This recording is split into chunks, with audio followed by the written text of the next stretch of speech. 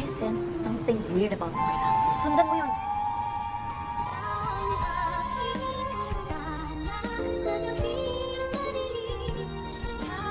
Babaliktad na nga ang tauhan ni Moira sa halagang 10 milyon na ibibigay sa kanya ni Lolo Pepe kapalit ang kanyang kaligtasan. Ililigtas nga nito ang matandang si Lolo Pepe at handa siyang itaya ang kanyang buhay para sa kaligtasan nito. Bukod sa ibibigay na 10 milyon ay naawa na din siya sa matanda dahil nakukonsensya siya sa kanyang ginawa.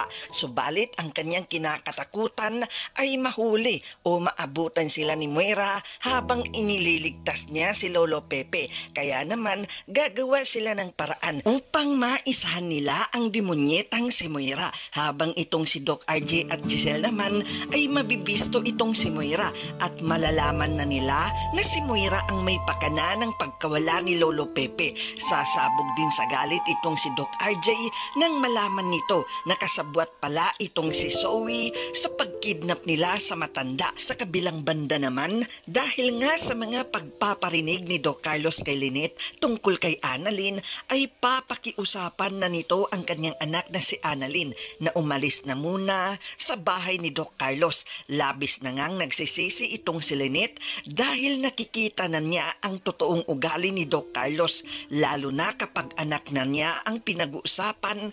Konti na lang nga ay hihiwalayan na niya si Doc Carlos. Hindi nga alam ni Josa at Aling Susan ang ginagawa ni Doc Carlos kay Annalyn. Sa kanilang pagkakaalam nga ay mabait ito sa doktora at hindi nga nito pinagsasalitaan ng mga malulutong na salita. Ngunit kabaliktaran nga ito dahil ang ginagawa ngayon ni Doc Carlos ay sinisiraan pa nito si Annalyn sa kanyang mga kaibigan. Sa tingin nyo, makakaligtas kaya si Lolo Pepe matapos ang kanyang offer na 10 milyon?